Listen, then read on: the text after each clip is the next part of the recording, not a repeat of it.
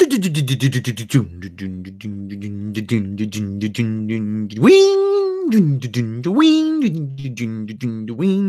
get as close to the old theme music as I can.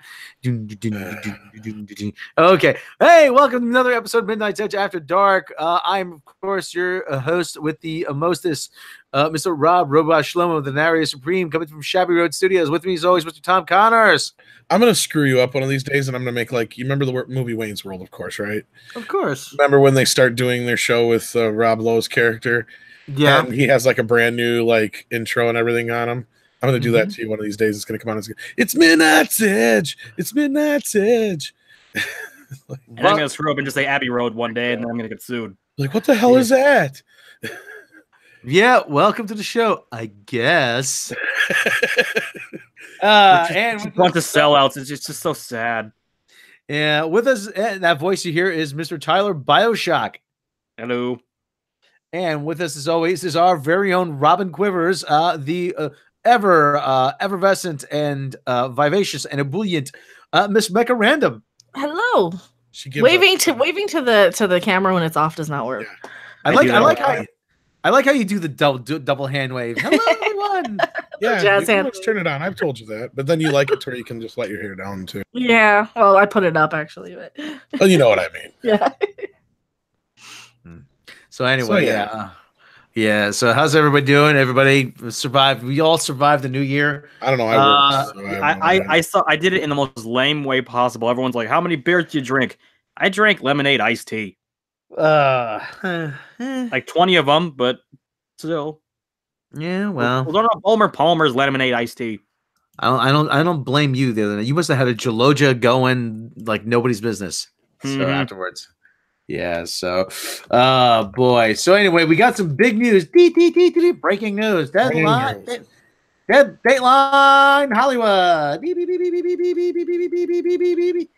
So anyway, we've been hearing that the Fox Disney merger might be done by the first of the year, but we did get this bit of breaking news that it looks like it is done. This comes to us from a website called Entertainment Earth News. Now, this website specializes in what? In toys and licensing and stuff like that? Yeah, they sell a lot of like the licensed merchandise toys for Entertainment Earth. I've actually bought quite a lot of stuff from them. Pretty decent quality. Are they good quality? Okay, they're good quality. Good. Yeah, well, they were selling good prices too, for the most part. Yeah, and you can buy like the whole waves of like Hasbro toys, or if you want like all the Star Wars toys from a line, you can buy the entire wave box from them. Yeah, are they comparable to like NECA? Well, they get a lot of their stuff. I mean, they're just basically like a store, is what they are. Yeah, they're a store. They're kind of like a wholesaler because, like I said, you can buy the whole wave cases. You can buy, like entire lines of stuff from them. If they have they're definitely low prices, especially if you pre-order on certain things and stuff. Mm-hmm. Yeah, I like them quite a lot. So anyway, okay. So anyway, they're breaking the story. Tom, if you could put that up. I do have it up indeed. Okay. So everybody in the chat can read along. We can follow the bouncing ball. How many people we got in the chat tonight? Read along with your book. You'll 74 at the moment. To turn the page when you hear the chimes ring like this. Ding. Let's begin now. Yeah. Today, 21st Century Fox shareholders got quite a surprise. Their stock election letter now has the Walt Disney Company letterhead. See below. This comes after initial reports that Disney's $71.3 billion acquisition, damn, I forgot to read like Dr. Evil, of Fox was near the end, followed by the weeks of media silence. Last year, Disney had already received conditional approvals from both the European Union and U.S. regulators. Back in July of 2018, shareholders from both companies approved all proposals related to the acquisition, but no solid date was set for the close.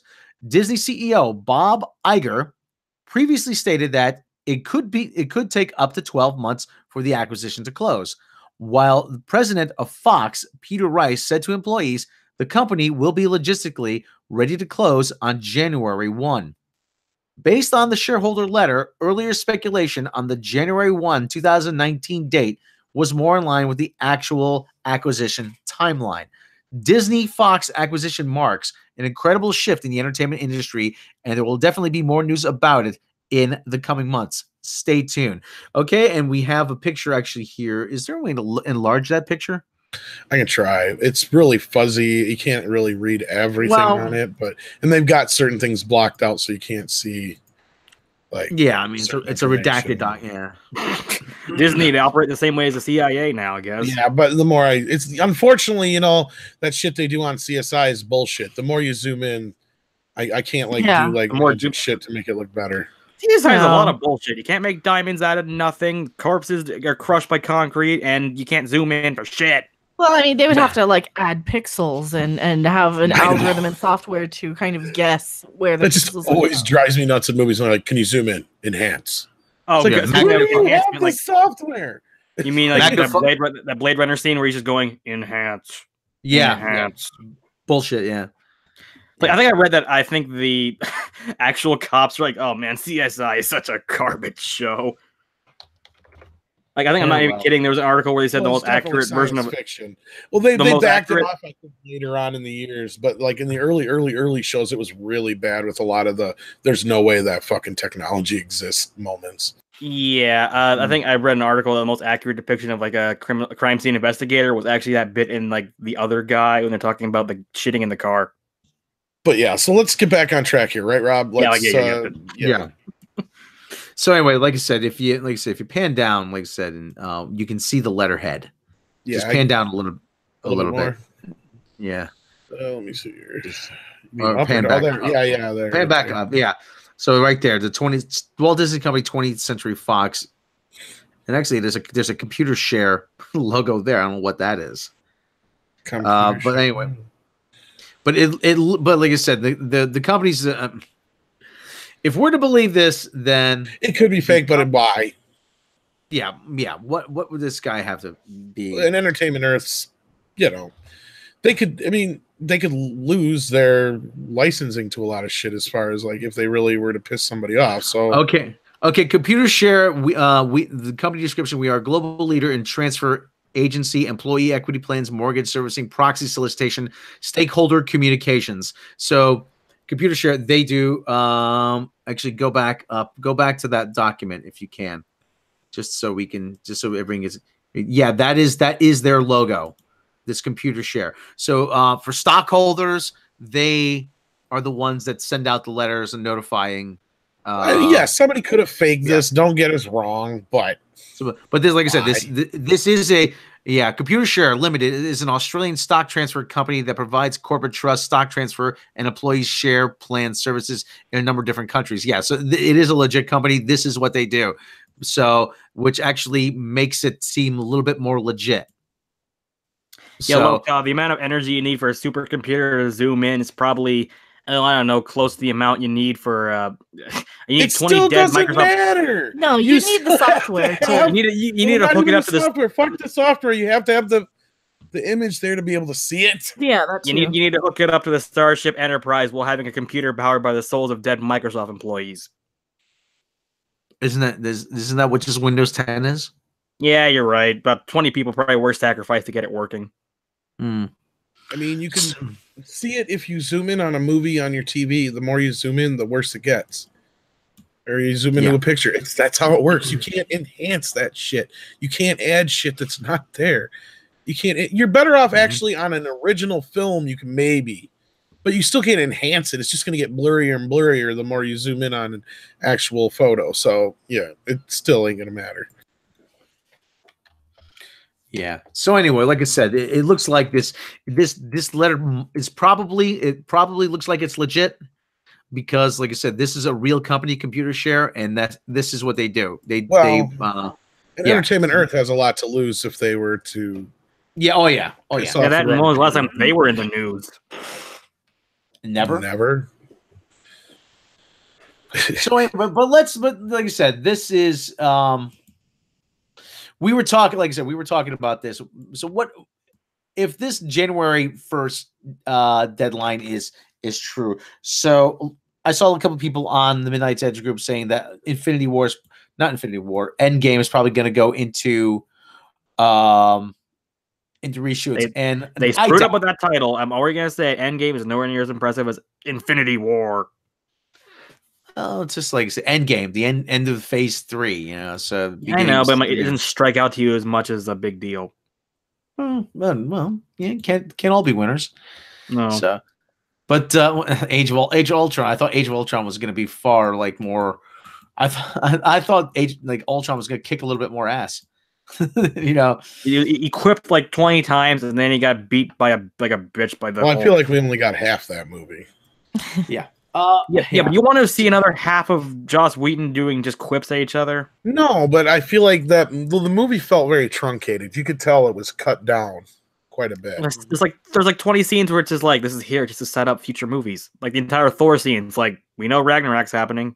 Well, that's what I'm saying. There was important stuff that got set to the side so that shit could be there. Like important setup in the first act and stuff like that, yeah. Oh god, Avengers Forever would be a pretty bad title. Okay, but let's kind of talk about what this means, though. This, I mean, we had a lot of people saying that, they were hoping that, well, this means they're going to start work on the Fox characters in 6 months. No, they said they were going to start. That's when those projects would start to be developed. I'm thinking like Spider-Man swings by the Baxter Building before then. Yeah, most you'll get a few call. And we brought this up on the other show too. Yeah, you're not just going to see tomorrow. You're not going to hear Fantastic Four announced for 2020. You know, it's not going to happen. Yeah, I think you're going to get an offhand line like, "Yeah, that Reed Richards dude down the street." Yeah, that Richards fella. Yeah, but but there's going to be no announcement of Phase 4 until San Diego Comic-Con, which I think that was the plan all along. Wait this out, wait out the acquisition, and then once it's finalized, we can reveal everything. They're going to reveal everything at Comic-Con. Probably. I wonder if that same rule applies for Star Wars Celebration in April. Like, are they going to finally announce, "Hey, we got the original movie you wanted with the right versions"? No, Star Wars Celebration is not going to they don't want to admit that they're wrong. I think for Star Wars. Okay, they'll double down. They'll just keep doubling down. They'll keep doubling down with that stuff with their politics. Even though Bob Iger said, "Yeah, we're gonna slow down the pace of the film," but they're still gonna even though they're slowing down the pace, they're still going to go all out. I hate using the word SJW. I really do. Slacktivist, whatever we want to call it, you know. It's sad. I think SNL even had a parody song of that once, like a couple years back, where it's like, "Yeah, you put in your bio political terms. Boy, you sure helped people." Yeah, what's the fake engagement? But yeah, you were saying, sorry about that. Yeah, the whole thing, like I said, and actually I was listening to a little bit of Gary Beekler. Was it last night or tonight? He said about how Captain Marvel is gonna what this does, this actually gives them an insurance policy against Captain Marvel, because let's just say Captain Marvel goes out, lays an egg. You know, fans don't respond to it. Not that it doesn't fit. Not that it fails. That fans don't respond to it in the way that they would like. Yeah, they like it. They go see it maybe once, but that's about it. It doesn't get the repeat viewings. You know, makes about a little bit less than Ant-Man money. Then they say, okay, you know what, Captain Marvel, fans aren't too happy with it. Then they go right to like Silver Surfer or Fantastic Four. Well, I brought up before that this kind of also, in a similar way, gives them a safety net if like Spider-Man doesn't stay in the MCU. They don't need him. If they got the X-Men and Fantastic Four, who cares? You know, they've done just fine without him to this point. They didn't really need him to begin with. They are doing Sony a favor. This gives them a little leverage on negotiations with Sony if Sony wants to try and pull any bullshit. Yeah, you know, you're right. And I can hear Amy Pascal saying, "Oh shit! Oh, what do I do now?" What would be considered a flop for Captain Marvel? Because Ant-Man got a sequel, and that's like the second lowest grossing movie in the entire MCU.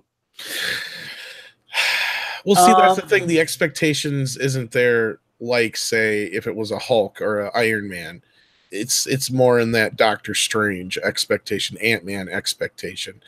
I think it's going to do a lot better than people are anticipating, though, because I don't think it's gonna flop. No, it's not gonna flop. I don't think. Because it is selling pretty. Oh, sorry. Go. As Fandango or whatever has it pretty high up there, right above Endgame, actually. Yeah, I saw the Fandango listing. It's like number 2. Well, actually, they're. It's another one of those bullshit parrot analytics sort of impressions of. To a point, I was talking about this the other day, where they have they have it ranked as more anticipated than Endgame in IMDb. Right. Well, and they said the reason for that is could possibly just be because it comes out first, as well. Well, they're just counting clicks. They're counting mentions. They're counting how many times people visit their site, and yeah. It's not counting. Captain Marvel sucks. You know, Carl Mann versus Men. That's they're not. Yeah, they're not counting. So your entire Twitter feed, more or less, is counted. Yeah. Well, they could be counting that kind of stuff, but yeah, they counted my whole exchange with Captain Marvel news. Yeah.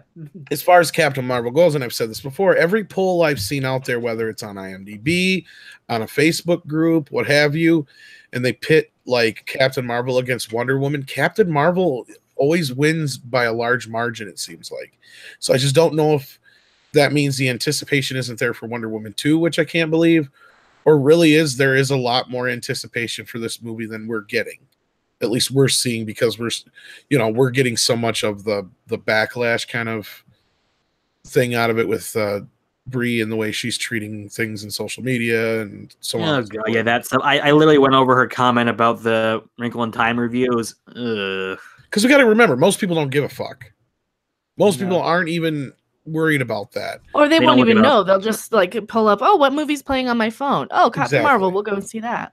You know, they're not even privy to any of the goings on as far as what we're talking about here. And, you know, like when Brie will say something or Kevin will say something that will be twisted into saying that the MCU is going all SJW. You know what I mean? You know, none of the statements are ever extreme as to what John Kasdan said when making Solo, because he didn't even need a twisting. He flat out just said, "This is how it is." But then I was saying about how I was saying to a couple people about how the Captain Marvel trailer, it begins with her. I'm like, they should change that from it begins with her to it's about her. you know what I mean? Like Brie Larson, Cheese Woman. It's all about Brie. Well, isn't that really one that ends with her saying, was it her becomes hero? Yeah. Well, how does it begin with her unless they mean the actual Infinity War? Because Captain America was technically the first one. Yeah. Well, what Marvel's been doing, the comics division's been doing. They've been trying to rewrite history. I can't see Kevin going through with that, though.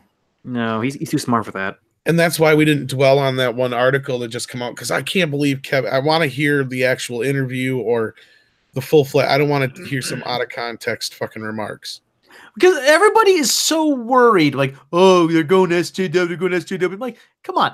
You put a microphone in front of his face. Of course he's going to say they're going to get more diverse. Do you think he's going to say no?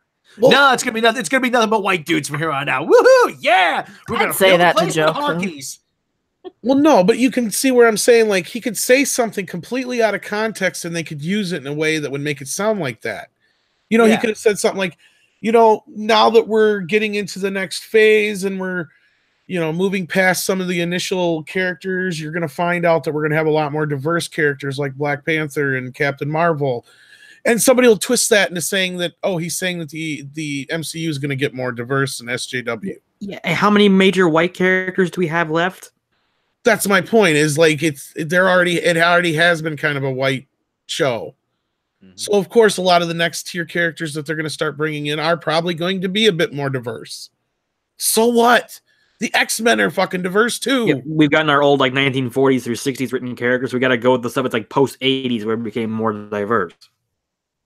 Well, look at how many X-Men and how many different, the whole fucking gambit of, and pun intended, of, races in the X-Men. It doesn't matter. That's where I think people are taking a lot of this out of context, because plus we're getting into the cosmic phase. How many blue, yellow, and green people are we going to fucking have? Yeah, a lot. Yeah, and then you can put whoever you want under the makeup. We're going to have a Christmas tree of people in different colors. Well, look at Zoe Saldana. You could put anybody under that makeup, and that doesn't matter how diverse those characters or those actors are, because they're under makeup. I think that was the honest trailer line where it's like, why does this Christmas tree person hate this green person who wants to kill this blue person? But if you get confused, don't forget the hero's white. Yeah. Well, like I said, though, I actually, I kind of want to see, a Marvel movie.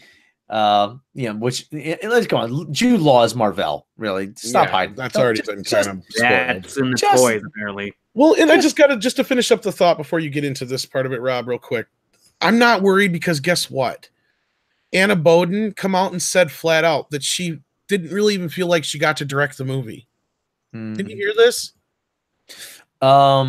Meaning that she just directed the character parts, and and they usually have second unit directors do the action. Kevin parts. is still taking control of everything. Don't think he just means that they're bringing in other directors, but that doesn't mean that he's still not in control. That's what the diversity even could mean, is that they're going to have more female directors or black directors or Asian directors.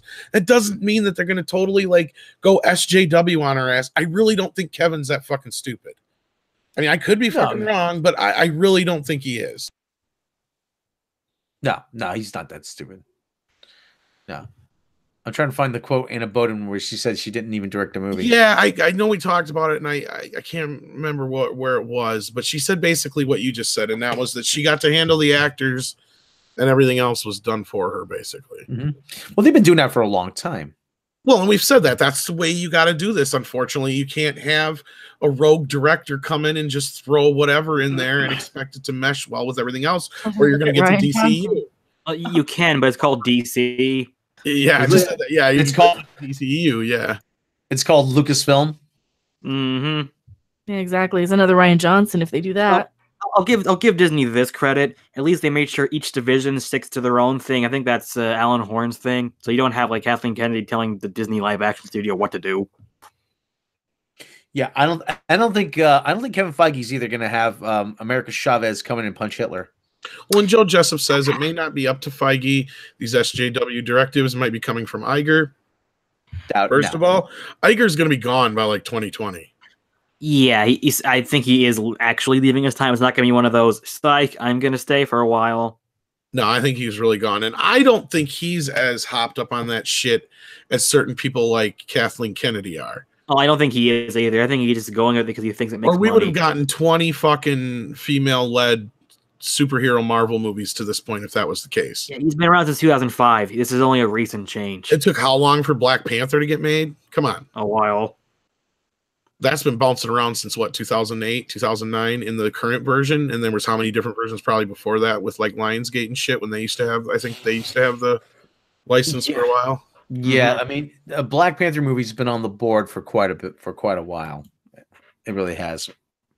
We've been hearing rumor, it's always been kind of rumored, but it took a while long time to get it actually to the screen. And Fan Art Exhibit says that Iger's not an SJW type. I didn't want to say it, but the dude's really conservative. Okay, he's really conservative. I don't know how conservative he is, but I'm pretty sure he's technically conservative. He's known as a well, not like alt-right or anything, but I mean, he's known as a Republican, and I didn't want to because he's actually a registered Democrat. Is he? I thought he was known as a Republican. I could have. No. Back, he lost his mind over Trump, like back in like. Well, that don't count then. Prior to that. Yeah, no, but I think he actually donated a lot of money to like the Democrats in 2016. Possibly and he might run as a Democrat because he hates Trump. But we don't want to get into this crap right now. A lot of people in the business don't like him. Yeah, so that's got nothing to do with this. But so December 2021 is when Iger's contract ends. So yeah, he's not going to be around that much longer anyway. And I really don't think he's that worried about Marvel. He's not going to come in swinging his dick. It'll be a more dignified end than obviously Eisner, who just would not go away. But yeah, like in John Cena, but I think the only reason he was a Clinton supporter was just because he doesn't like Donald Trump. So anyway, that's neither here nor there. Point is, we're getting into territory. Yeah, we're not the point. Not the point. We're getting into territory we usually don't cover. So that's Andre starts coming in with a knife, going, "What are you talking about?" If he used to be a Democrat, then I heard it wrong because I thought I've always heard that he was a Republican prior. So. Yeah, up until this point, maybe, but either way, that's not even the point. The point is I don't see him, as I was going to say, I don't see him coming in swinging his dick saying, look, you're going to do it this way now because I say so. Because that's exactly what fucked up Star Wars. So I really don't think that he's going to allow the same thing to kind of creep over in and poison Marvel too. Despite the way they're pushing Captain Marvel, which I have no problem with. It's been a while. It's been long enough. Of course, you need a female-led Marvel movie. It's about fucking time. So that part, I don't have an issue with. But people twisting it in the news and trying to make something out that we don't even know anything about. Did we miss a super chat? I don't know. Did we? Yeah, John said he tried to send something, but it didn't post. Weird. One of the things, though, I keep though about the whole female-led Marvel movie. Okay, you know what? It's great. Captain Marvel, Black Widow. Stop trying to make every single side character into the movie. Stop with this whole fans insisting Shuri should get a movie. Shuri, this Okoye or whatever it was from Black Panther. She should get a movie. Oh, this obscure character who's in the highest paid actress last year. Oh. The chick who played Shuri or whatever. Oh, she was? Yeah. Oh. Really? Between the 2 Marvel movies and whatever else she did, yeah. What did she do? Her name. I can't remember the other movie she was in, but she did something else that, she made more money than the rest of the Marvel people. Mm-hmm. And there's people like, I don't know if it's on Tumblr or they're saying, oh yeah, she should get together with Peter Parker in the new Spider-Man. I'm like, would you please stop? This is not fan fiction where you just get to write in your little little shipping you decide. Okay. For that, we get that in Star Wars all the time. Shuri was in a few things in 2018. She was in The Commuter, Ready Player One, and super chats are fucked up. I can't even send a super chat. I've never heard of Leetta right before Black Panther. What the hell? Good job, YouTube. Oh God. Son of a bitch.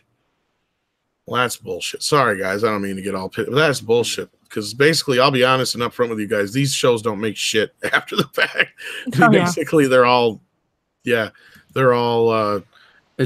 super chat funded. We get vending machine change. Joe Jessup says restart the stream. Nah, I don't know if I can. Not without redoing an entirely new stream, unfortunately. There used to be about restart the stream. There used to be a local wrestling show where the guy they do those storylines. The guy actually was in a hotel. He was in the drink machine. The bad guy. The guy comes in and says, well, the big fat guy. This isn't the Hungry Man. He's got his head in the drink machine. It's hysterical. Oh, that was funny. So anyway. Seth apparently got through at $2. Woohoo! Yeah, mine still won't let me do it though. That's weird. And maybe if I restart the chat, perhaps, or refresh the chat. Maybe it's person by person. Maybe you can't on your own channel. I don't think I can super chat my own channel. That's plausible. Alpha J says, "How much you guys make?" I have before super chat. Well, we keep their little bit of it. Yeah. Yeah. I was like, thank you, Sarah. Work now. Yeah. Okay. Yeah, I just reloaded the chat. That's what I did. Okay. Phew. Okay. Have we sufficiently beaten this topic to death? The Fox thing? I don't know if we've really even started to scratch the top of it. Thanks guys for all the super chats now. Mr. Wolverine 007, it's working. It's working now. Thanks so much, guys. We appreciate that. That inspired bit of dialogue from ET. It's working. Mr. Wolverine 007. Thank you so much. It is working, and we appreciate that. And you just sponsored the show for the evening, pretty much. There you go. And John T. Net was trying to send, hopefully. And there was much rejoicing. Yay! No, there's the other part of this is Hulu. Mm-hmm. Warner Brothers, Time Warner, and AT&T are looking at selling off their portion of Hulu. Uh-oh. What do we see happening here? Do we see Disney swooping in and buying that? Do we see Comcast and Universal buying that? Probably Disney. To give them that makes sense. Because the other portion, I believe, is owned by Universal Comcast. Well, Comcast has already got on demand, and they've already got all that kind of stuff. So it it makes more sense to Disney just to acquire Hulu and to use it as another tier for their streaming service. Yeah. So you have Disney Plus, and then you have Fox Plus or Hulu Plus or whatever the hell. I don't think they'll change the name. I really don't, because Hulu is known well enough. You know what I mean? Yeah. Sorry. It's an established brand, yeah. To where I don't think they will. And if they take it worldwide, which when I brought that up to Andre, he said, I hope they do. You know, because that's kind of what I see happening, is that being the alternative to Disney Plus for all the adult-oriented material. Plus, they can keep carrying whoever else's stuff on Hulu because it's Hulu. And it's getting more well-known for... Oh, sorry, Tyler, go ahead. Oh, no, it's okay. Didn't the title for the streaming service go through a couple ones? I remember it was called Disney Direct for a while, then they changed it to Disney Plus. I think those were just rumors. I have no idea for sure. I'd have to look. I think Disney Plus was one of the first ones I always heard. So I think that was, we were kind of like, yeah, that's what it is. And it ended up being. Neil, thank you so much for the $5 super chat. Sup, can somebody explain to me why Raylo is a thing? It makes no sense. It's kind of like Twilight and Bella and Edward in how messed up it is. Look, you're smart. You should. The internet loves to ship almost anything. It's because they're that age. They're kind of young and they some of them think they're pretty. They're of the generation. This is Ryan Johnson's fault because of that one shirtless scene. And what would be worse is if they were brother and sister, it would be even worse because people would want to do it more. Yeah, probably. But doesn't this appeal to the sort of the demographic that Kathleen Kennedy wants Star Wars to appeal to, the sort of the young girls, the Twilight fans, the girls who are into Disney princesses. Yep.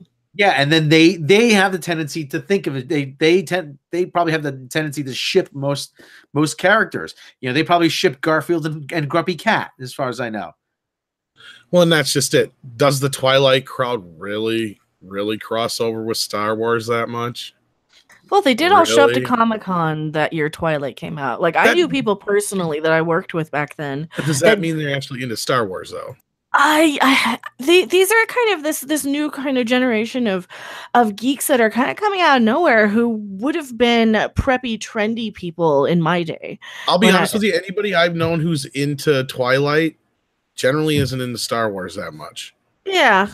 I'm not saying I haven't met people who don't like both. Don't get me wrong, but in my personal, like, just interacting with people, the type of people who are into Twilight don't like Star Wars. No, they're in the more romance novels. Yeah, but like I said, Kathleen Kennedy's trying to make that square peg fit in that round hole. Exactly, and that's the point I was trying to get to, is that you're not going to be able to do that, and that's what they keep trying to do with these franchises. I don't know why. Sorry.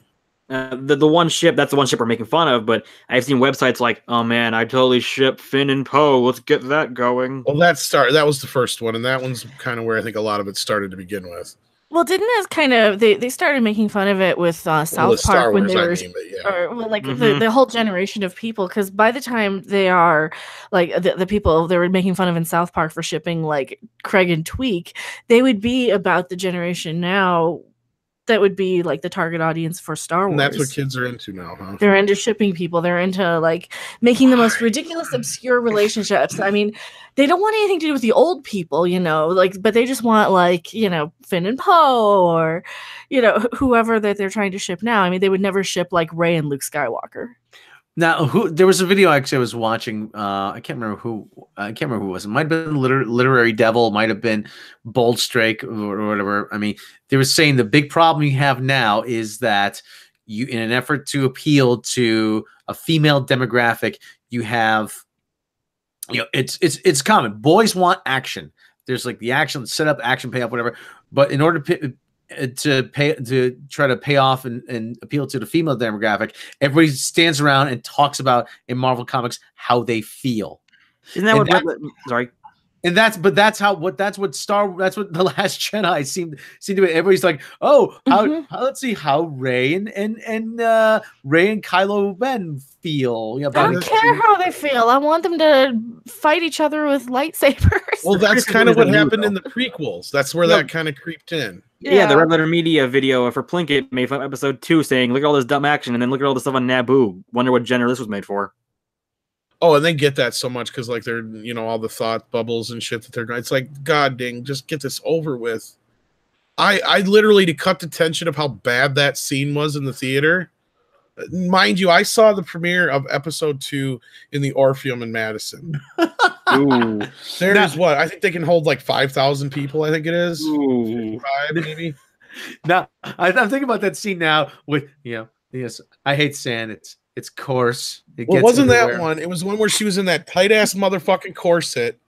Yeah. And they're like, and he's like, you're tearing me apart and all this crap and da da da da. You can hear a pin drop in the whole fucking place because it's not really a theater; it's actually a big fucking auditorium. Is that the one where she's going, "I'm a senator. I can't have a relationship with you," which everyone should be screaming. Yeah, when she's wearing that leather shit, I scream out, "Don't forget the condom!" And the entire fucking place just erupts in laughter because insinuating that if he did, obviously the twins are going to be born. But anyway, I know it's like wrong to say this, but I'm like, you're gonna turn this man down with like that leather outfit? Can you That was bullshit. She was totally teasing his ass. But anyway, she's got a whip in the. Tell us, Mecca, you don't show up wearing something like that in front of a fireplace like that unless you're trying to tempt somebody. Please tell me. No, not the fuck me outfit. Yes. Yeah. Thank you. I love this. See, this is the kind of stuff you don't get on Collider. See? No. Oh, why did we get into Star Wars? Because Star Wars is Disney, and it's. But I keep thinking now, knowing what I know, that whole scene where you talk about the sand, Padme, I hate sand. It's coarse, it gets everywhere, and besides, I really like to see you drown in it. So you and your quicksand porn. Anakin, you've been on Pornhub, haven't you? So that's their creepy look he shoots her. Does make him look like he probably has seen it before. Really, does George Lucas know how romance works? I know he was married for a while, but that screenwriting does not make it look like he knows love. Well, let's ask him, George. Do you really know how romance works in movies?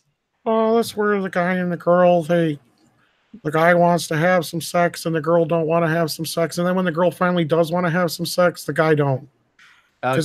Because then he has to worry about anxiety and performance, and can't get his lightsaber up. Yes. But how would I like to call it a laser sword. How would Padme actually, get impregnated if you don't actually show them doing it? I mean, it's really confusing. It's the Force. He showed her the Force. That worked with me.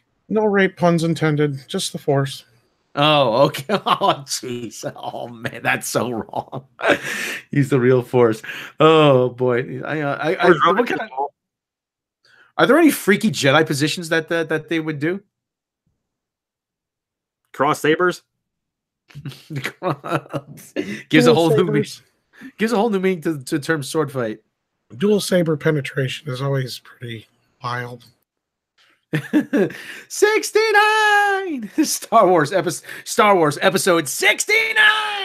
If we ever get to that point, Jesus Lord help us. We'll be dead by then. Sorry, mind melt. No, geez, the mind melt. Oh man, that's what we're getting with. That's Shmi met Lando. Brad Noble says, "Oh no." Lando got Shmi with some Colt 45. That's back when George knew what romance was. There's no way Anakin is Lando's kid. So is that what they're talking about with the dark side of the Force? Mecca, that is no take. Like you're sometimes. Back when I was on Tatooine, I met a slave girl named Shmi Skywalker, and I showed her the real meaning of the dark side. Problem is, you're confusing Lando with Bill Cosby. See, I got the Shmi Skywalker.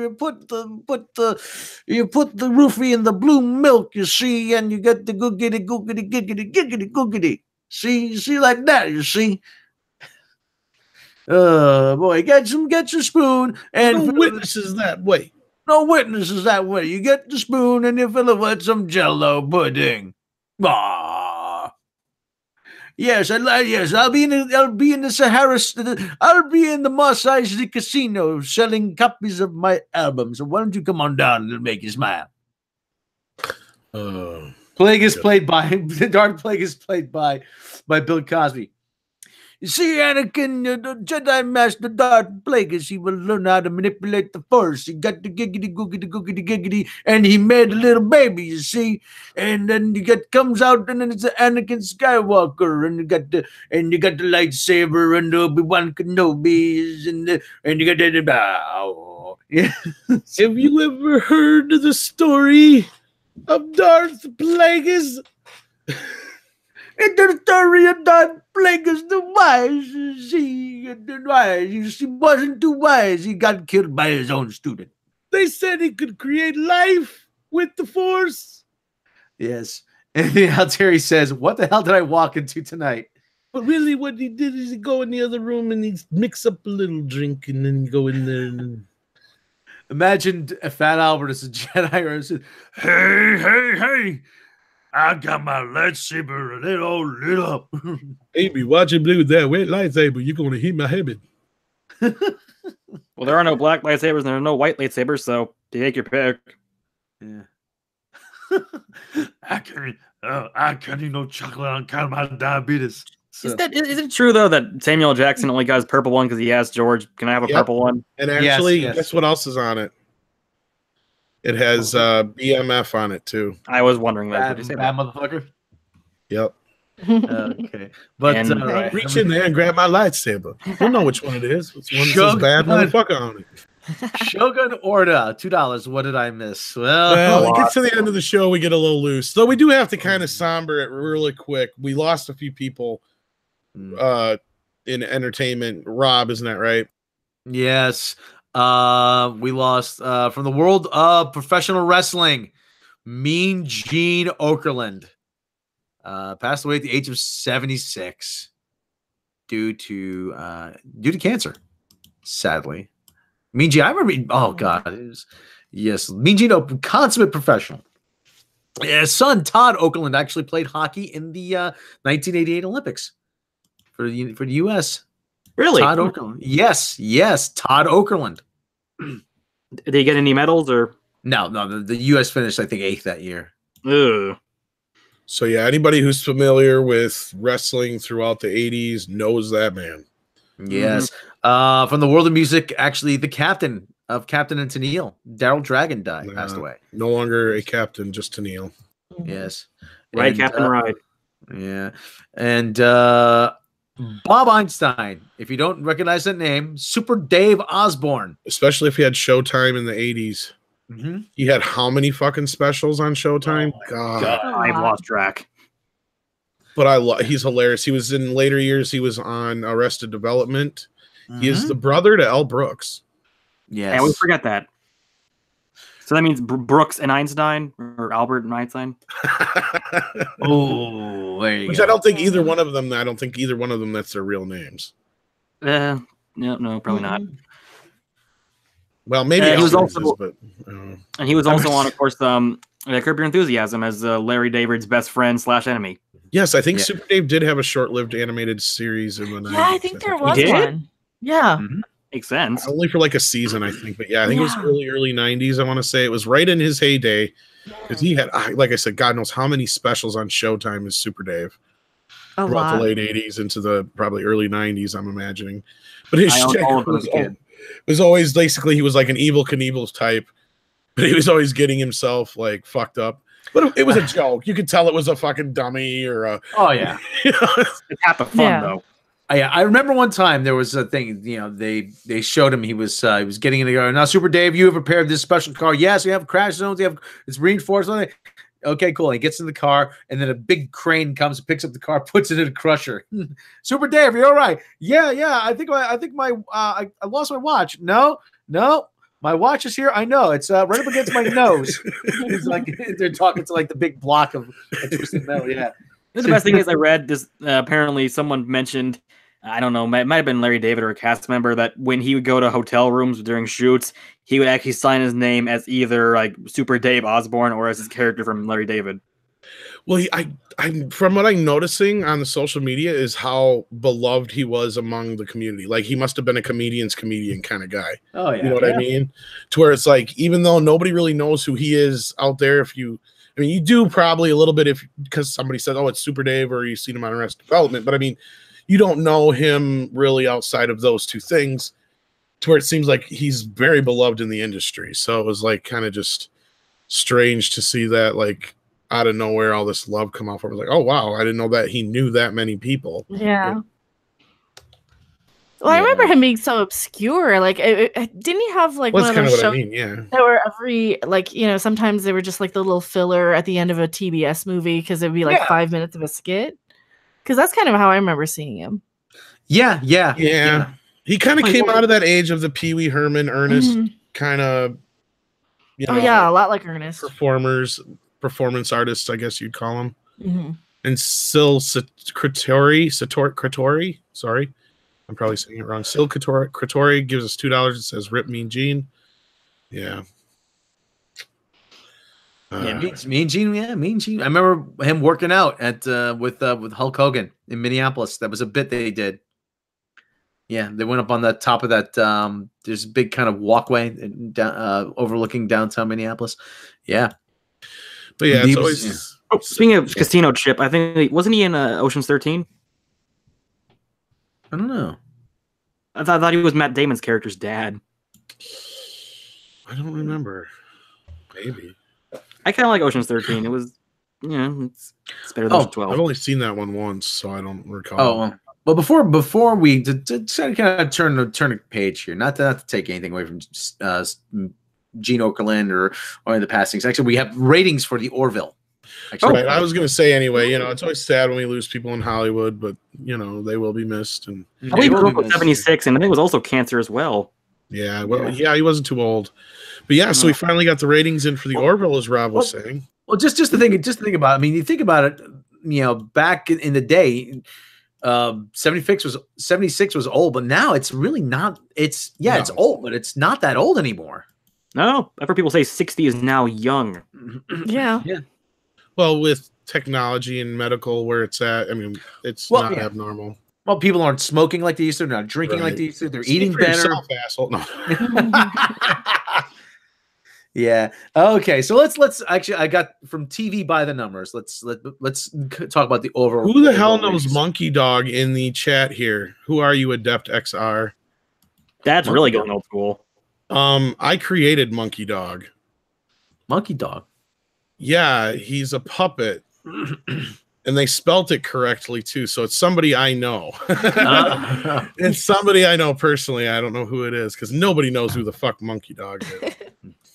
Okay, so anyway, Sunday Night Football from TV by Numbers. Sunday Night Football, the Orville 60 Minutes adjust up Sunday final ratings. Now this is important because, like I said, when they adjust, because you have the overnights and then they adjust it, and when the more solid numbers come out.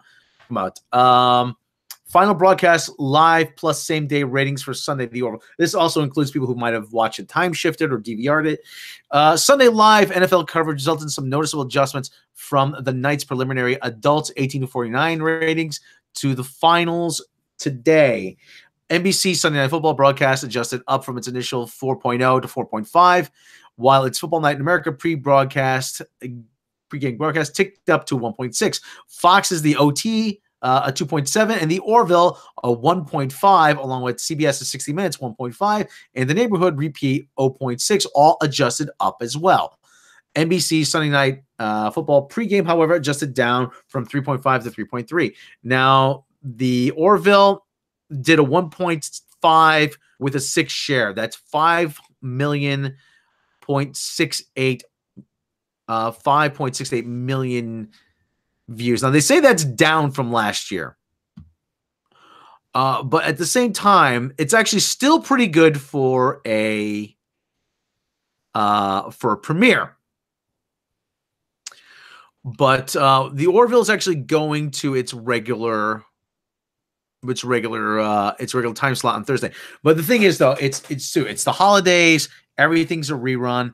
I'm not sure how much that plays into, but I think it's got to play to somewhat. Don't you think so?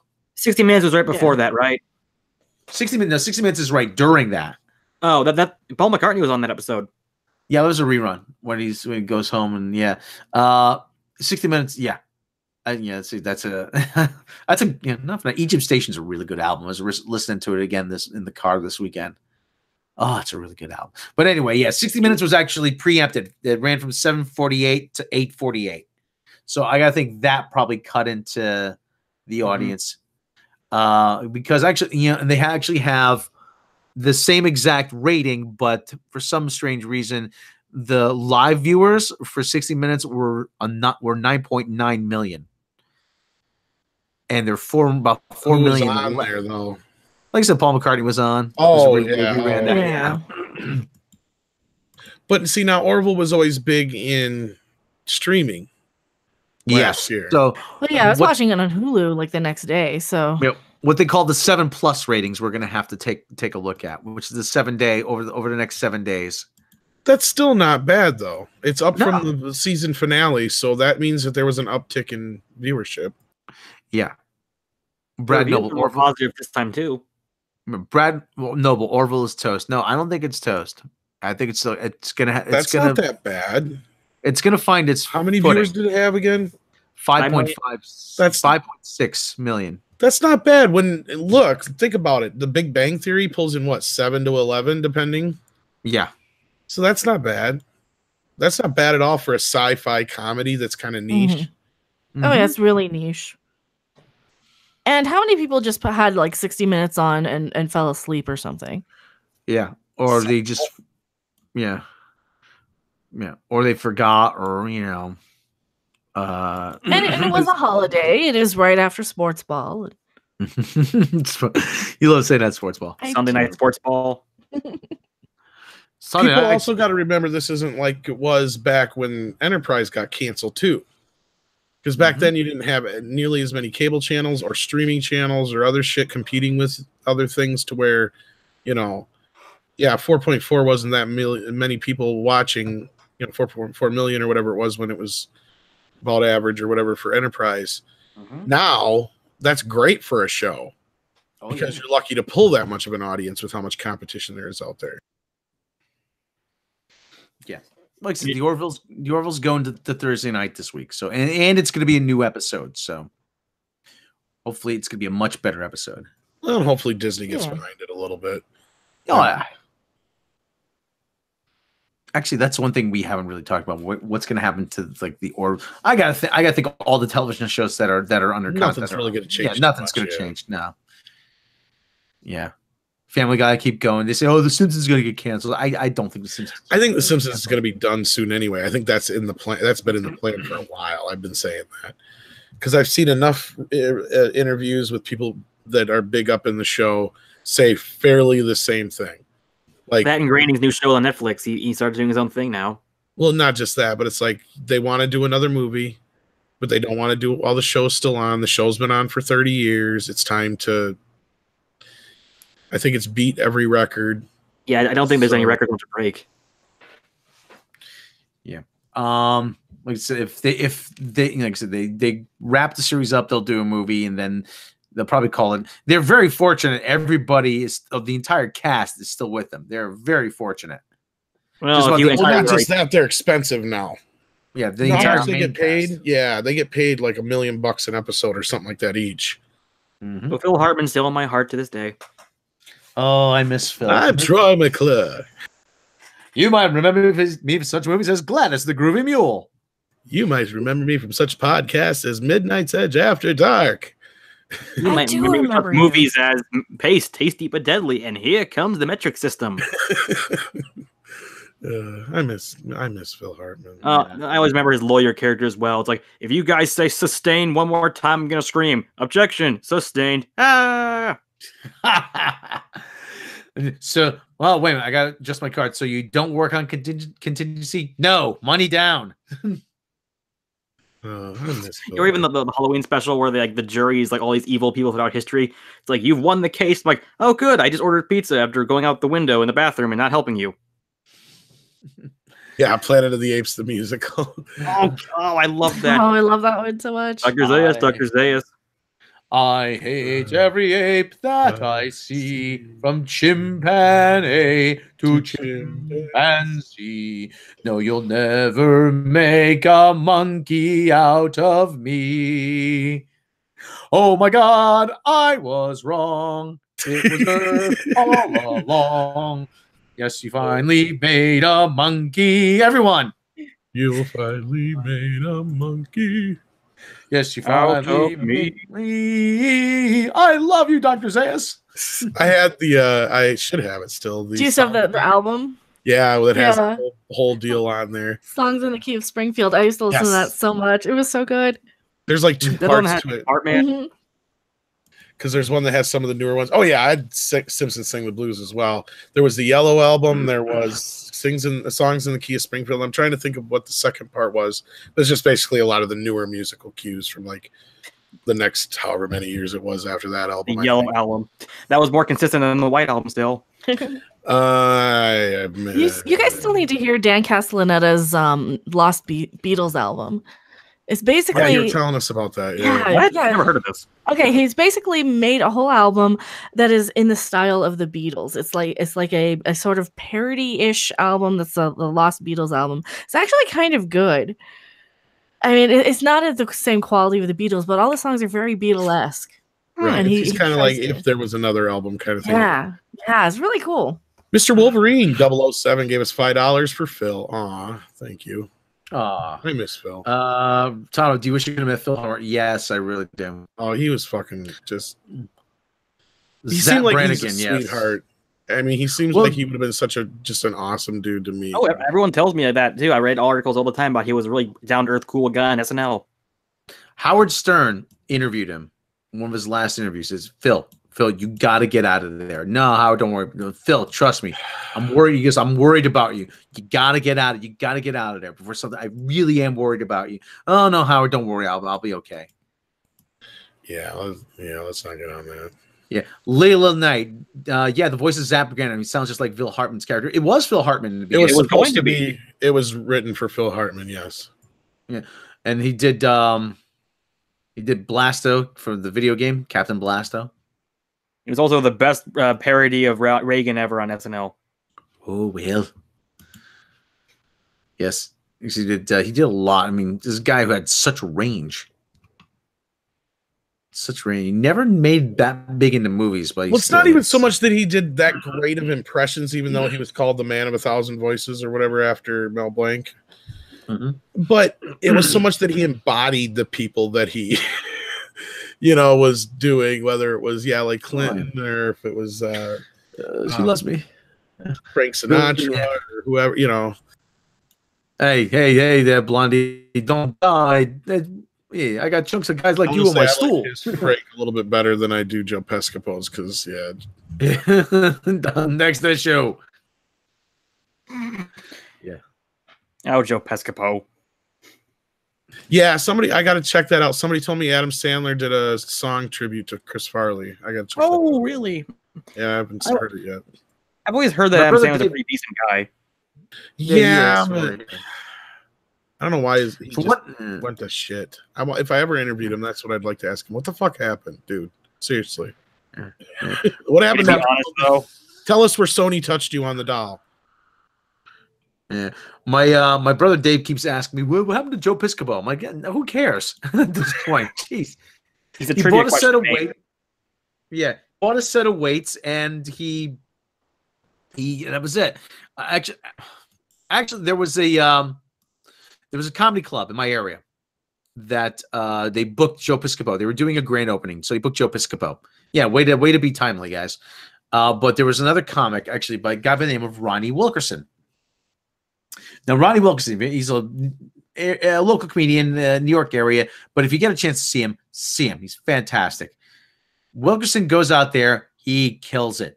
Piscopo says to the guy who booked the show, he says, "What are you doing booking this guy before me? How am I supposed to follow this?" So Piscopo, he was coaxed out of retirement once. So, and like I said, I think he's fallen off the map. He's appearing at your local car wash. He's working as a mon back. You know what a mon back is? Stand behind the truck. Mon back. No, Monday through Friday. He's in a toll booth along with Karen Allen. Oh, bring the cut up. You want a coat of wax on that? Which that doesn't make any sense. And this is like way off base, but you mentioned Karen Allen. How did Shout not get her for the special edition of Starman? It's not like she's got to be that difficult to get a hold of. I could probably get a hold of her. You probably could. That's what I'm saying. It's like her son was on Chopped, and she went on with him. Really? Like not too long ago. How did they not get her for that fucking special edition? I'm like, what the fuck? They even got John Carpenter and and Bridges on there, Jeff Bridges, but I think the Jeff Bridges interview is from something I've seen online for something else, so I think they just bought the footage. But anyway, that's way off base here. Where were we? I even saw Karen Allen in anything. The Chopped. The Death of Indiana Jones. Yeah, the Death of Indiana Jones. Kingdom of the Crystal Head vodka. I would like some of that. I hear it's good. Yeah, I've heard you can't send alcohol through PO boxes, but I would love for somebody to send me some of that. I'd love to try it. No. There's that one scene in Animal House. Damn, Karen Allen had a nice ass back in the day. You can't carry alcohol across state lines. That's bootlegging, son. Just saw that last night on Netflix. Patrick Ollinger, Rob Tom, Mecca Tyler. Do you like Martin Short? Martin Short. He's pretty good. I love Martin Short. Yeah, I like him. Give me a C. Give me a C. A bouncy C. You know, that was a bit Saturday Night Live used to do. Give me a C, a bouncy C. In the War of the Martins, I'm more a Steve guy, but I can live with Martin. Martin Short's picked some bad roles, don't get me wrong. But he's still a pretty funny guy. Mm-hmm. Whoa, hold on. People still watch Starman? Yeah, I guess. it's a great fucking movie. I haven't seen it in so long. Look, they made fun of it at the beginning of Ghostbusters 2. It's popular enough.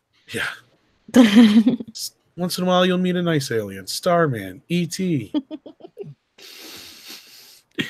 Usually it turns out to be some kind of lizard. I just watched that on New Year's Eve, obviously. Hold on. What does it say? Sorry, I love Ghostbusters 2. I don't mind it, but it could have been better, yes. There's something can be better, yeah. The guys at Red Letter Meter can vouch for Aykroyd's vodka. They were drinking it during their Ghostbusters review. Yeah, it's probably Dubra, and they just put it in a crystal skull with Dubra, which is like distilled in Teaneck, New Jersey. Do you really think it's probably that difficult to get your hands on it, especially considering they're close to Chicago? Maybe. I doubt it. Like, were they also drinking? What was it the Slimer juice? I forgot what it was even called anymore. Ecto-Cooler. Ecto-Cooler. Yeah. Like, oh yeah, the one good thing about your young age there, Tyler. I know. I was past my prime. I knew of it, but I never drank it until now.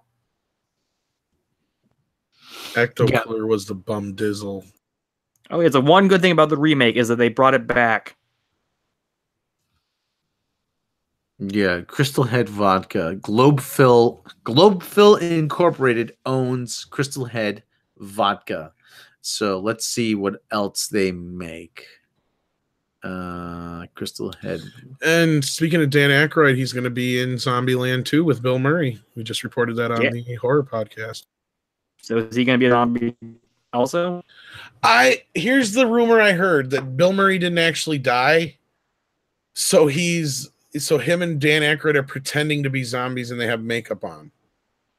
So I'm sure they got some kind of funny bit with him. I have no idea, unless maybe Bill is a zombie and Dan's not, and he's treating him like he's not.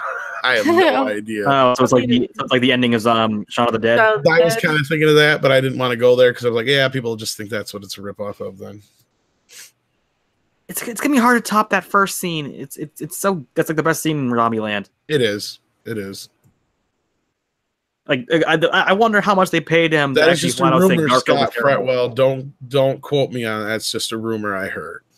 So, but the movie. Yeah, how much did they pay him? Soon, so I don't know. Bill. Yeah, how much did they pay him to admit? Sorry, more than Dan did. Oh no, that's fine. I'd say Bill probably got paid a hell of a lot more than Dan did. But that's just. I was gonna say, like, did they pay him a lot for him to flat out admit? Yeah, Garfield was pretty awful. Bill? No. Yeah, he just admitted it. I don't think you'd have to pay him to say that. I would say, yeah, Bill just say what the fuck ever. That's why I'm surprised. They have to have a legal clause on his ass to keep his mouth shut about shit, I'm sure, for Sony. So I'm sure his is probably extended compared to everybody else. I'm trying to find information on Globefill Incorporated. Globefill Incorporated should look at brands. Because didn't Ernie Hudson start, shit talking Ghostbusters, and of course there's that one comment by Dan Aykroyd, so everybody's kind of said something except Bill. Oh, I think he's contractually obligated not to say things. ever, probably. That or he's probably just embarrassed that he had to do it in the first place. That's also true. Did you see his face in that one scene? He really looks like he wants to just kill himself. Anthony Alturi's talking about the Garfield story. I don't know if that's true or if that's just a joke. If he I've heard it a lot, but I don't know. Thought Joel X. Cohen was one of the Cohen brothers. That's kind of a stretch. Well, funny enough, one of the guys I think who wrote the buttload of money is all they did. One of the writers of like the new Sherlock Holmes movie is Ethan Cohen. So I'm like, people just keep changing their names like Joel Ethan Cohen.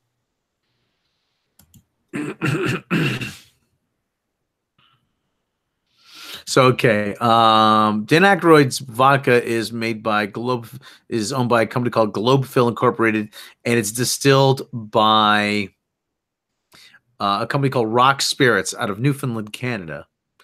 What's the MSRP on those? The retail price? I don't know. Well, I'm looking at the other stuff they on the Crystal Skull vodka. Yeah, it's like $100 I think. Well, anyway, out of my price range. Yeah, they make again because it's probably, like I said, it's probably just rebranded partner brands. Okay, Newfoundland Distillery Distillery Aquavit. Oh, they make Newfoundland Distillery Company. Yeah, Tim Carlson says I can purchase Aykroyd Skull vodka in Manila, but for $100 for 700 milliliters, no thanks. White Star Rum. Crystal Head vodka. And to go back to the Garfield thing, Brad Noble said that he wanted about. Yeah, I've heard a story that where Bill Murray said that he did his line, he recorded his lines for Garfield 2 from the boat that Garfield 1 bought. It's called. Was that a contractual obligation? I believe it. There's something called. This company makes something called Shiver vodka, quadruple distilled premium vodka with an ultra smooth, slightly sweet taste. Velvety finish, which and Dan Aykroyd's vodka is actually quadruple distilled as well. So I'm just guessing that it's just a rebrand of this Shiver vodka. Probably, yeah. Yeah. Is it more money than the Shiver? Probably, yeah. Most of them, probably. Is it a cosmic coincidence that Garfield was voiced by Bill Murray, and of course Bill Murray's character was voiced by voice of Garfield? On purpose. I wonder. That's why I think that Joel Cohen story is a bunch of horse shit. Like, if I'm not mistaken, I'm pretty sure Bill Murray is one of the reasons why Lorenzo Music got kicked out in exchange for Dave. Who cares anymore? Actually, I don't know how much Bill Murray had to do with that. I think that's story I've heard. I think that had more to do with ABC. I'll be honest with you, but I could be wrong. What executive thinks Dave Coulier was cool? Hey, cut it out. You got to remember what Dave Coulier was on at that time. Was he on Out of Control yet, or still, Full or House. Was just still Full House? Okay, but yeah, he was so lame on Full House, though. He was lame on Out of Control, though, too, in the '80s. Lamer than the Olsen twins. That and I think that Lorenzo Music wanted, and the story I've heard that had nothing to do with Bill Murray, and it was that Lorenzo Music was too expensive, and then ABC didn't want to pay what he wanted, so they wanted Dave Coulier since he was in house. Where is Dave Coulier now? The last time I saw him was literally a commercial of him coming out of a couch. Oh, I think he's on Fuller House. I think they got most of the uncles back, or some of them back. I don't watch that show. Shiver vodka, $29.40. So that's gives you. It's probably, like I said, it's probably the same exact stuff. And I highly doubt Bill Murray wanted Dave Coulier to just go on and do his really, really, really, really shitty fucking Caddyshack voice that he always did. Because if you stop and think about it, that's exactly what he's doing. The weird thing is he sounded a little bit closer to Bill than Lorenzo, but Lorenzo caught Who cares? Lorenzo Music is the fucking bum dizzle. I don't give a fuck what anybody says. Oh, he was awesome. I love him. It's probably a war crime, the fact that they re-edited some of those older episodes of The Real Ghostbusters with Dave Coulier's voice. If he was still alive, he'd be like my first choice over like Morgan Freeman to narrate my life, just because it's so his voice is so like perfect for my life.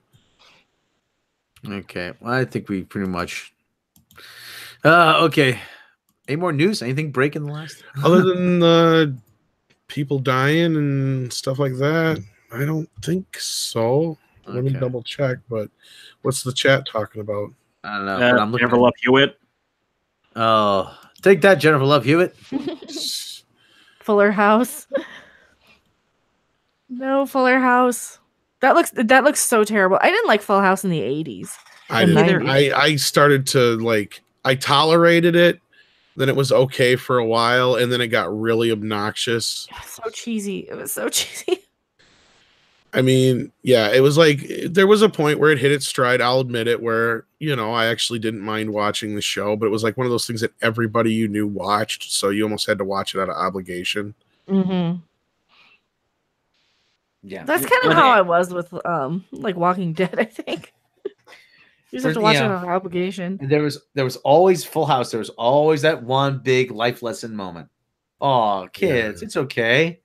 Just because they're going away, just because Uncle Jesse's moving out, doesn't mean we're never going to see him again. Every show in the 80s did that. Even the cartoons did that. No, he's moving upstairs. Yeah. Oh, kids. I will give Full House one bit of credit. What? It is the one show on television at that time where you can actually see how they could afford where they were living. Yeah. Because Bob Saget worked for the television station. Otherwise, any other show, speaking of TGIF, right, like usually right after Family Matters, how the fuck are the Winslows affording a house like that on a cop's salary and what she made at fucking, because didn't she used to work for the same fucking antique shop that Belky and I think so. Yeah. I think so. He got a promotion after saving the day in Die Hard and locking up the Ghostbusters. Well, yes, that's true. But that was in New York. Or LA. Now he's in Chicago, I mean. Did you ever see Family Guy when they paint Brian to that scene in Die Hard? Getting my fucking cities all fucked hysterical. Up all over the place. But no, he's also in Ghostbusters as a cop too. There was another movie he was a cop into. What was it? Some Schwarzenegger or Stallone movie. I can't think of it. Oh, I couldn't tell you.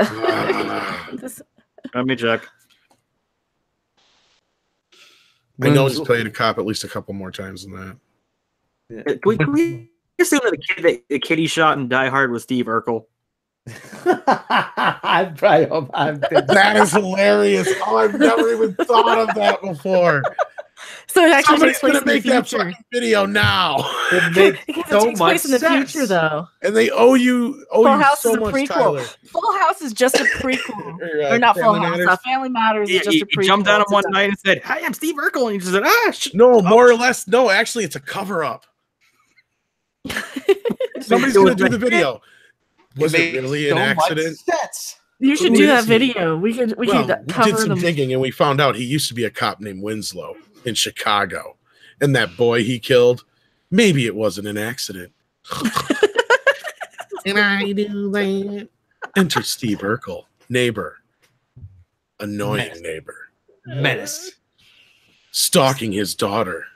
Sexually harassing her constantly. He had no choice. He had to kill him. Mr. Winslow, what are you doing with that gun? So then he moved and they changed his name because everybody understood why he did it. And he changed the story just slightly. Steve, I've warned you. Jaleel White playing Urkel kind of ruined his career. Yeah. Made and ruined. Yeah. Oh, yeah, that was his first Who would he be job. though, really, if he wasn't Urkel to this point? He'd be doing TV pilots for would he even really be a character actor? Because that's the thing. Even to stick around, you generally have to have something that keeps you going. And let's face it, I've seen Jaleel White and other things, and unless he's playing himself for laughs, he's not that great. No. Oh boy. Okay. Anybody can play the stereotypical nerd. You just happen to do it well. Where's first film theorists on this one? Hey, did what was the guy's name in Die Hard? Sergeant Powell. Sergeant Powell Powell, Winslow Powell. Something's there. Yeah. Did he really kill Steve Urkel? Was he?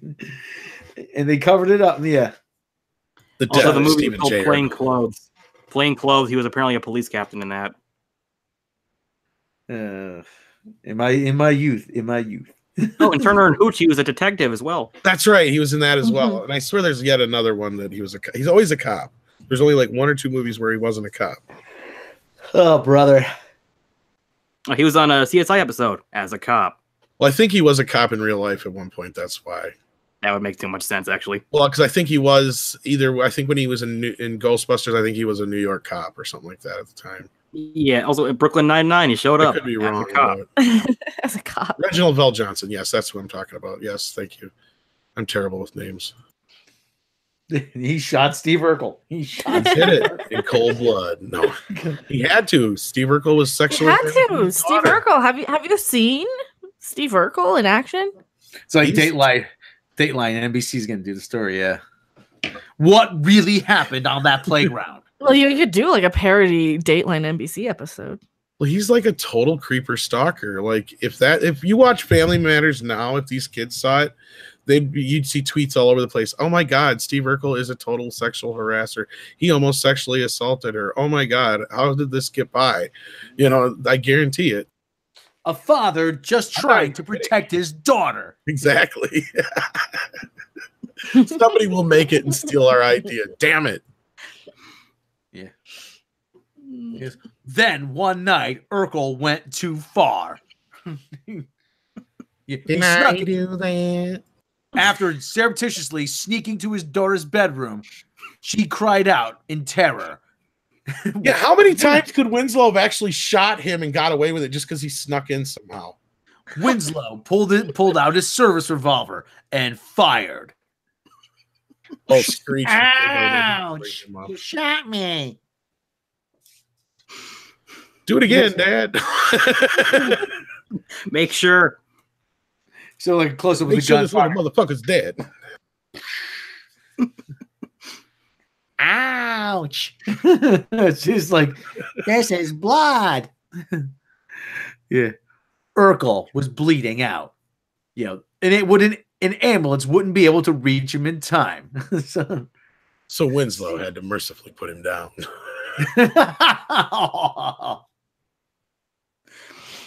Yeah. So I put a pillow over his head and I shot him. I shot that little motherfucker with everything I had. I had to do it. He had it coming. I'll tell you, he had it coming. The controversy was so crazy, I had to move and change my name. So I was jumped off the force. I became Powell, Sergeant Powell. Then one night at the Nakatomi Plaza, it all started coming back. How was I going to know I was going to be in the news again? This time, I was the man on the outside. But I knew they would come. But when that crazed German motherfucker looking like a disheveled Sting raised his weapon, I knew I had to drop the hammer one more time. So damn, did it feel good. Urkel's too kind of like when you ain't come for a long time. Never mind. You go. You know what I mean. It wasn't the same as when I shot Steve, but I remember that. Good. Felt good. Just like that Midnight Edge guy feels when he's watching that quicksand pole. I don't know what he sees in that. Oh boy. Oh yeah, he was on the Fresh Prince. Yeah. Urkel. Next thing you know, we're gonna get a nasty letter from fucking Jaleel White. Hey, if Jaleel White wants to come on and just wants to join us for a while, just yell at us. Yeah, we're gonna get I ain't no good actor. We're gonna get a positive letter from Reginald Vell Johnson, though. Yeah, that is hilarious. I want to make that movie. Send me your script ideas. That guy.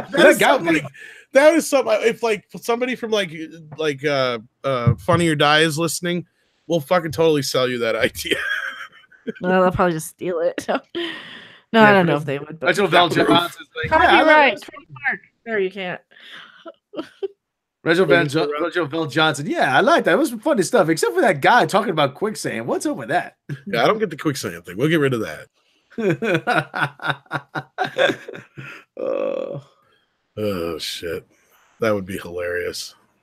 I told you, I actually did that joke about the quicksand. Yes, you did, and you did, and soon, hopefully, anybody on Patreon will be able to see. Yes. I fudged up on the titles. I put the wrong date on it, so I gotta re-render it. Fortunately, I saved the project. Yeah, silly Rob, man. I know, silly Rob. So, well, I guess Reginald Bell Johnson was hosting a Die Hard marathon this Christmas, keeping true to form because he did it for CBS years back. Oh boy! Did you shut off after part 3 because no one cares? I wish they would at least had a cameo with him. Damn it! I know it would have been out of place, but that was like the only thing missing from part 3. I could care less about everybody else. So you prefer Insane Jackson's role? Even if it would have been him just to wake his ass up, you know what I mean? Like he finally answers the phone and it's him or whatever, or like he hears him on the answer machine and he actually answers the phone. He's like, "Why is everybody from there calling me to wake your ass up?" You know, or something like that. That'd have been funny. I don't know, just something funny just to have him in there quick. But it's a great movie. I love Die Hard with a Vengeance is to me is the best third movie of any series ever. I think. I'm trying to think over Nightmare on Elm Street 3. Oh, that's another good one too. Close. See, yeah, that's a good comparison. It's a very good comparison, and in a lot of ways actually, because part 3 and both of those take it out of its comfort zone into something new, but at the same time, it totally feels like it's in the same world. Plays the characters correctly by aging them correctly and putting them in the places they probably should be. And I love Die Hard with a Vengeance. It doesn't get enough fucking. How do you feel about the alternate ending? It's interesting. It's a lot darker than it's gone. But I don't know how the movie. Yeah, I'm not sure how I would have felt about the movie at the time if the alternate ending would have been on it. And if anybody has the Blu-ray DVD, it should be on there. It is. I have it. Yeah, but basically, what it is, real quick, is instead of him just flying into the hotel and getting him that way, he shows up like months later and catches him in a restaurant, and he shows up with a bazooka or like a rocket launcher, like all the rocket launcher, and so you don't know which way is which. So they're playing like Russian roulette kind of, and playing the Simon Says game back and forth. And Bruce Willis is like, "There's one thing you forgot, a flak jacket." So it didn't matter which way that shot, he was going to die no matter what. So yeah, it was kind of how that works, but oh well. Well, it was a Die Hard movie. What are you going to do? Well, the first Die Hard's a little bit grounded. Well, that's probably why they changed it, even though the other ending is still pretty grandiose. But by that point, with all the shit that happened in that movie, I would have forgave it. Oh God! But by the time we get to the 5th movie, I can't even watch it. What? There's a 5th movie? Yeah, the one where he has. What? Yeah, that's movie? What I too. Huh? I didn't. Yeah, he goes to. No. Sorry, I feel that on purpose. It's really how I feel about it. I'm like, no, my fucking God. His kid wasn't played by the guy who played Boomerang from Suicide Squad, and he didn't go to Russia. He didn't cause Chernobyl again. You know what's worse is that was the script that had been going around for I don't know how many years for Die Hard 4 on the internet that everybody said was dumb as fuck. And Die Hard 4 is still better. Yeah, that was a magic accident that happened out of nowhere because of the right script, right people. Because otherwise we would have got stuck with that part 5 before that. Because that was the plan for years to do that movie. I wonder what Die Hard 6 is going to be. John McClane actually dies and goes to hell? No, you don't know what it's supposed to be? We've already heard. Oh, God.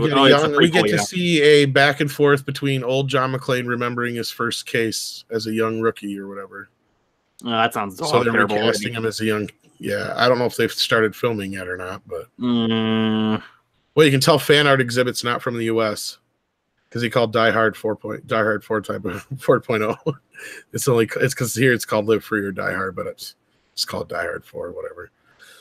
Too much to say. Also known as Bet You Know Hacking. Die Mega Hard. That sounds like a porno for necrophiliacs. Yeah, it does. A good one. The best one. I wonder if they're going to remake it and make it closer to the book. Die Hard? There's a book. Yeah, Die Hard was based on a book. Yeah, it was. No, I know, but I mean, why would they remake it? Or you mean they're going to take the first book in the series that Frank Sinatra did, you mean? No. I mean, by Die Hard, was it No One Lives Forever, where Don McClane... yeah, but it was actually a sequel to another book. Yeah, it was a sequel to Detective, which they made with Frank Sinatra in mind, but then he said no, and then they just passed it around, and then it became Die Hard. Yeah. It was supposed to be made years and years and years before that, yes. Yeah, that book's a bit interesting because John McClane is like 70, and apparently, I read it years and years ago. Yeah, it's his daughter, not his wife. Yeah, Hans is apparently more likable and totally in the right, and he has tons of women. Apparently, his daughter dies too. Yeah, she flies out the window along with villains. Yeah, her and what's his face? He's the same guy, but he's different in the book. Carl is exactly the same as the book. Yeah, but he's older, I think. Also, it has the one good thing where apparently William Atherton's character would have actually been shot at the end. Actually, I don't think his character's in the book at all. No. I think he is in the book. It's simply he pushes John McClane out of the way when Carl's got the gun. No, that was the captain. That was the captain. That was the asshole captain that kept giving Powell shit. Oh, and saved his ass at the end. Yeah, because I don't think the reporter character exists in the book, and neither does Johnson and Johnson.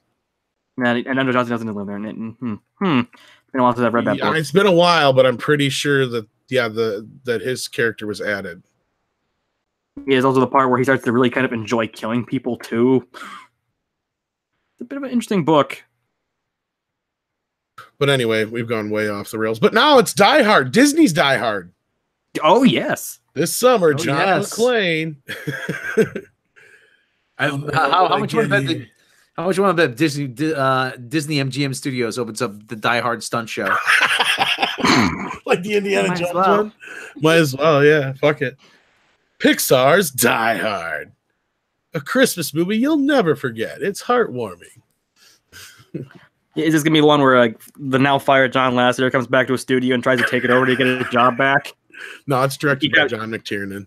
Yeah, and Bob Iger's the guy saved, and at the last minute he shoots him and he saves him pulling out the window. John McTiernan comes out and he goes, I was in prison and I noticed all these things going on. When I got out, I'm like, I see all these Disney movies. It's crazy. They're turning them into live action. And I'm like, Disney now owns Die Hard. I'm like, fuck it. I'm just going to take Die Hard and turn it into a cartoon. Do the opposite. That's kind of what he sounds like if you've ever listened to him. He does. I can't believe he went to prison. That always makes me laugh when I find out the detail. Motherfucker hired a private eye to spy on people.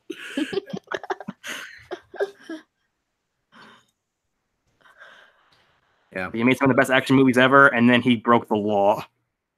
He wasn't there for very long. I think he only spent like 4 years or something like that. It wasn't long prison. It was a little bit longer than, say... maybe 2 years. I can't remember. It wasn't too long. It wasn't Martha Stewart prison, but it was a little bit longer. But well, yeah, it was longer than her shit, yeah. That's because he did a lot more. It was like illegally recording people and I think even possible blackmail and shit. I'd have to look it all up. But yeah, it just sounds like a Die Hard movie. Yeah, it was some fucked up shit. But yeah. Well, even funnier, I think 2 years ago, someone pointed out to me it was actually a Die Hard Christmas book. It was only mostly prison. Yeah, that's what he just said. And even better, there's a Die Hard like coloring book where it's like, I've seen that. It's like you must color in how much blood John McClane is leaking out in a scene.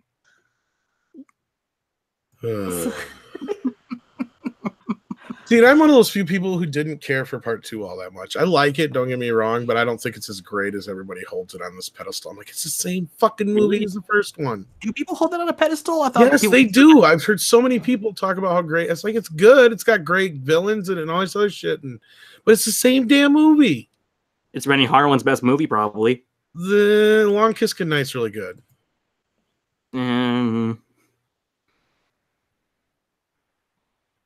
It's no Cutthroat Island. Well, Cutthroat Island's fucking horrible. I'm so happy this dude. I sat through that piece of shit once, and I'm like, what the fuck? They spent like $200 million on this bastard. Actually, it was more than that, I think. It was a lot. Oh, good God. Have you ever seen that, Mecca? No. Rob? I don't think so. Rob, you ever seen Cutthroat Island? No, I have not. You've not? Oh, God. That's one of the most famous flops in movie history. Gina Davis. Pirate movie. Okay, well, yeah, it looked weird. It looked better off. But better off not seeing it then. Yeah. Actually, the budget was like $98 million, and they got like 10. So I thought it was more than that. Wow. I thought it was a hell of a lot more than that. I know it was a huge ass fucking bomb. It's no John Carter. Close to it. I'm like, yeah, you want to know why Disney does their live action remakes? It's because of that movie. They lost like $200 million on John Carter. They lost a lot of money there. Yeah, and then the next year they things. Well, let's see, between Mars and Moms, Lone Ranger, that Haunted Mansion movie. That was 2003, but yeah, that was a flop too. What was that early already? Okay. Funny that they made that before Pirates of the Caribbean. They thought that was going to be the big hit. They hadn't had an animated hit in years. The only hit they had was somewhat that Rapunzel movie. Tangled in 2010. Yeah, that was kind of the closest thing they had to a hit in a while until Frozen. I think 2011 they had the Winnie the Pooh movie that flopped. I think that one Tigger movie actually did okay though. All those movies are direct to video. Was the Tigger one direct to video? I thought that one was in theaters. That was direct to video. Was it? Okay. No, I don't remember the Tigger movie. Well, I just remember it wasn't that bad. That one actually was pretty good. I've seen some. It's not terrible. My kid was young enough at that time where I seen a lot of those. They did a shitload of fucking Pooh movies at that time. Yeah, I thought that one was actually in theaters, so I guess I was wrong. Actually, even that trend of original movies flopping. What was it? Tomorrowland 2015 flop. Yeah, that's right along with the one they had last year, the Oprah one. Actually, that was actually it is last year actually now. Mm-hmm. Yeah, that was a flop, and also that thing from November. What was it? The Nutcracker that flopped. Tron wasn't an out flop, but it did not do well. No, I don't think it made its money back. No, it didn't. It was like an underperformance. Like they were gonna do a third one, but then Tomorrowland bombed, and they went, "Okay, let's can that." Well, that, and I don't think the series was catching on like they wanted to, and I'm sure it wasn't selling toys or anything if they had toys. So no, yeah. No, like Disney has not always been so foolproof. No, it's why they do the remakes, because that's consistent money. If they didn't, that studio would be in really dire shape. Well, they went from almost dying out at the end of the 70s, early 80s when Eisner saved them, and then he damn near drove them into the ground, and then Bob Iger came in and started doing a lot of the same shit, only worse, until he finally started buying up all these companies, and that leads us to where we are now. Yay! That's pretty much it. And we've come back full circle. Pretty Disney owns everything. The end. The end, yeah. So it's weirder. I think that the Princess Diaries 2 had a cameo by Stan Lee, like 4 years before they bought Marvel. Yeah. It's funny because I think I've seen that movie and I don't remember that. I don't know why he's there. Like he just shows up. Yeah, fan art exhibit. Pirates was their only big success, and they kept trying to replicate it. And now it does not work. Now they're rebooting it again. Well, the only cool thing about the 5th movie is that Paul McCartney's a pirate. I still haven't watched it. I have it, but I still haven't watched it. And this means by Paul McCartney's seen online. By definition, apparently his cousin is now Keith Richards. Okay. So yeah, that's Jack's dad, and then Paul McCartney's like his uncle or cousin. So it's like apparently they're related now. Oh well. Mickey Mouse aboard. Yeah. You will be assimilated. So it tickles a little. Okay. Well, unless anything break in the last hour, I don't think so. My wits. That reminds me of this YouTube series I watched. It's like 2 guys.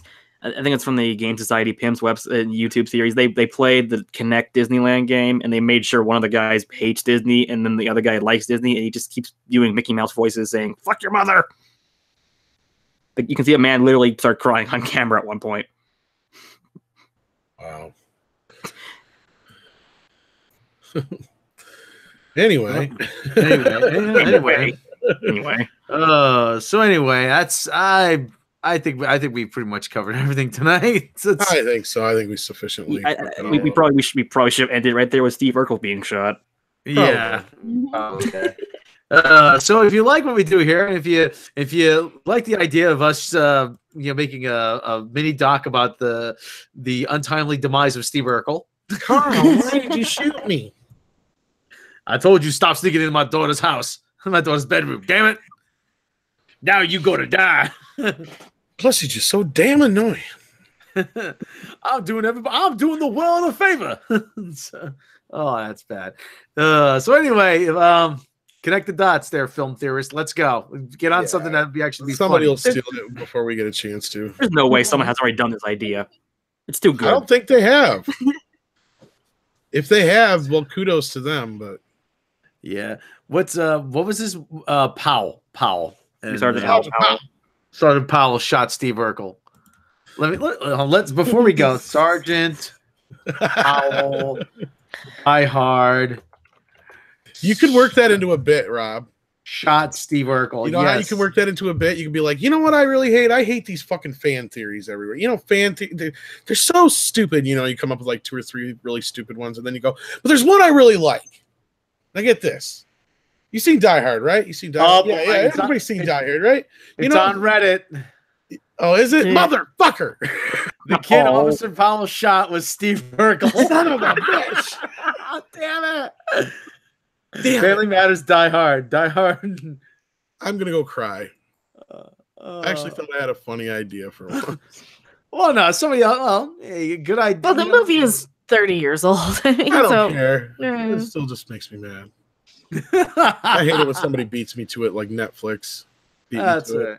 Because, I told my my former partner at that time he was actually one of my film producing partners at that time, and we're trying to come up with ideas to make money. I said, because I just had the video store. I'm like, I got all this stock and shit. Like, I wonder if people would rent movies by mail. He's like, I don't think so, but go find out how much it would cost. I went and found out how much it cost to do the envelopes, all that shit, packaging, to do it all. I told him how much it cost. He was like, yeah, I just don't think it's going to work. So, yeah. Missed out on that one. Die Hard. This guy on Reddit. Okay. Now someone stole my Die Hard story. 4 years ago. Oh, it was dark. I couldn't see him. He had a ray gun. It looked real enough. It was a real ray gun. Officer Carl Winslow in this parallel Family Matters universe killed young neighbor child Steve Urkel. It doesn't have to be even parallel. Like I said, they have him like witness protection almost. It's just they change his name and shit, and like he has a falling out with the wife. They can't get over it, and or you couldn't do it that way. Yeah, that's why he's got a new wife and he's having a baby. There you go. It tore apart his marriage to Harriet. He transferred from Chicago PD to Los Angeles. Is that what it says? Changed his name and started over. They got it all right there. Never goddamn mind, motherfucker. You could at least work it in your, as one of your shows, though. But damn it, I wanted to make that little cartoon too. Damn it. Well, you still could. You still could. Did they copyright it? I mean, no. I still feel like I've been beat to the punch already. That's the problem. Is there a video though? I don't care. It's not. So there will be now. Did I do that? I don't think that many people listen to us. Enough. Oh. More people probably see it on Reddit that if somebody was going to do it, they'd probably done it. You're right. Damn it. Yeah. Yeah. There's a ton of fan theories here. Frozen, Hans brainwashed by the trolls. Oh, for fuck's sake. Yeah. Bird Box. The creature's goal is to kill. Yeah. Oh, come on, Bird Box. Series of unfortunate event. Violet and Klaus are in jail. Well, Hello by Adele is from the perspective of a ghost who is haunting their ex. The worst ones are cartoons when I'm like, Ed and Eddie were dead the whole time. Well, I don't think Winslow's above that because he did kill one of his kids. That one kid disappeared between seasons. No one knows what the fuck happened. Howard Cunningham killed Chuck. Yeah, did he kill Tim the Toolman's other kid? Probably. So anyway, you like what we do? Click subscribe. Click the bell icon. Hold on. Wait. So there, you can use it as a bit. I mean, it really is a fan theory. But I just, Rob can use it as comedy bit at least. Yeah. Carl, Sergeant Powell, he shot Steve Urkel. It makes sense. It makes perfect sense. Damn it, Steve! How many times have I told you not to come up in my daughter's room? But anyway, so Becca, tell them about your channel. I am Mecha Random 42. I complain about stuff. I will be reviewing The Orville this season and Discovery. Yeah, I have Twitter. I have Patreon. You can make me watch stuff for Patreon if you want to. Nothing bad, please. And I'm always over here. Right on Street 2010. Who did porn? What? The middle Winslow daughter that disappeared between seasons. Well, that's where she went. Yeah. She disappeared like Debbie Dead Dallas. Yeah. Tyler, tell them about what you do. Oh, I do occasional writing here and there on the group, and I'm on the Facebook page always talking about nonsense. Tom, well, you and Tom and myself do already, so that's why you're here. So anyway, thanks. Yes, shout outs. The cops get called on us constantly. Shout outs to our friends, Overlord DVD, the one and the only Dictor Van Doomcock, Professor Gig, Clownfish TV. Looks like Captain April's down to 75 subs, and he needs to get to 1,000. Yes, Captain April, subscribe to his channel. Egotastic Fun Time. Egotastic Fun Time. JP, we gotta have JP on the show. Overlord DVD. He just told me we're gonna be able to do the Trek log soon, hopefully. Yes. Woohoo! Hell yeah. You're celebrating pain. Yes. So next week, hopefully, he said. Yes. Who else? A lot of people. You know what that means? That means I got to watch the last 2 fucking episodes. Oh, boy. It's funny. I saw on Twitter people were saying, "Oh, they stopped doing the podcast about Star Trek because it doesn't do the views anymore because they hate the show." I'm like, no, they just don't like doing it. No, that gets the views. Then it just gets getting pushed back. Yeah. It doesn't. The first episode and the first couple episodes got a lot of views. Don't get me wrong, and the views did taper off. So that's why it did kind of get pushed back as a priority. Yes, but no, we still do it. Yeah, we still do it. So anyway, guys, like I said, we got to let that look forward to. I got to tweak and work on my stand-up thing. That'll be we'll make an announcement about that soon. About the extra video that we're we got that in the cooker, right? We have a lot of stuff in the cooker, as I say. And Andre, he's pushing it out. We got stuff to do. Push them out, shove them out, way out. All right, guys. Yeah, all right, guys. Final words, random. I don't know. Goodbye, everybody, and Happy New Year. Tyler, final words. I shot the kid just to see him die. Tom. I was going to say, Carl, why did you shoot me? It hurts. Ouch.